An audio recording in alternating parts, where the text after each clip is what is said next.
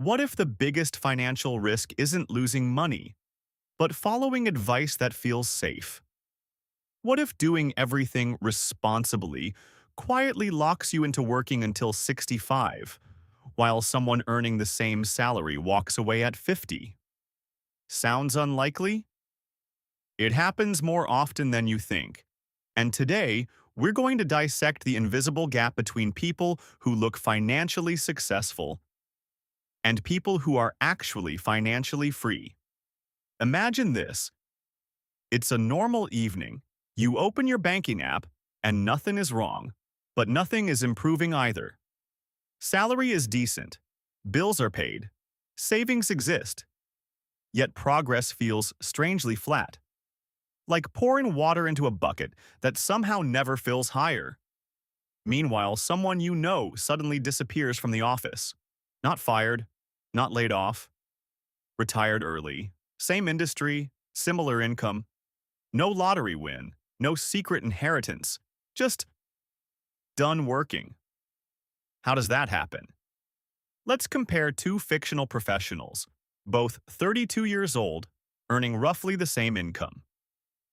Person A follows conventional wisdom, buys a home early, finances a new car, saves around 10%, hires an advisor, uses reward credit cards. Person B ignores most of that, rents longer, drives a used car bought in cash, invests aggressively into index funds, avoids high fees, automates saving first, spending second. From the outside, Person A looks more successful, but 25 years later, Person B has more than triple the wealth and decades more freedom. Why? Because small financial decisions compound just like investments do. Saving 10% of income sounds responsible. It feels disciplined. It feels adult. But mathematically, it often isn't enough. If your savings grow too slowly, retirement becomes dependent on working longer, not investing smarter. A higher savings rate changes everything because time amplifies consistency. The uncomfortable truth: most people are not under-earning. They are under-investing. Car payments feel normal because everyone has them. But normal doesn't mean harmless. Monthly payments reduce the amount available for investing. And investing is what produces financial independence. The real cost of an expensive car isn't the price tag. It's the decades of lost compound growth. Status symbols rarely appear on balance sheets, but their absence often does. Financial advisors often charge around 1% annually. That sounds small, almost invisible. But investing is exponential. Fees compound just like returns do. Over decades, seemingly tiny percentages can consume enormous portions of long-term wealth.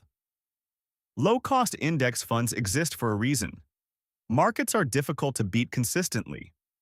Owning property feels like progress. It feels stable, predictable, responsible. But housing decisions depend on price, flexibility, interest rates, and opportunity cost. Sometimes buying builds wealth. Sometimes it delays it.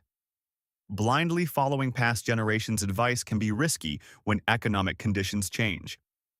We compare lifestyles, not balance sheets. You see cars, vacations, apartments, gadgets. You don't see debt levels, savings rates, or investment portfolios. Humans are wired to follow visible norms, even when those norms are financially inefficient. The hardest part of building wealth isn't math. It's ignoring expectations. Contrary to popular belief, disciplined investing doesn't necessarily mean extreme frugality. It often means automating investments, limiting lifestyle inflation, choosing flexibility over status. The result isn't deprivation, it's optionality. And optionality is what creates freedom. Most financial mistakes don't feel like mistakes when you make them. They feel normal, comfortable, familiar.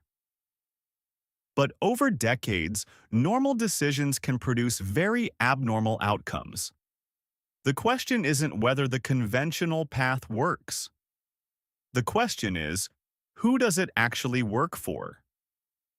If you want more videos that challenge conventional thinking about money, subscribe and join the channel. Because understanding the rules is the first step to deciding whether they make sense for you.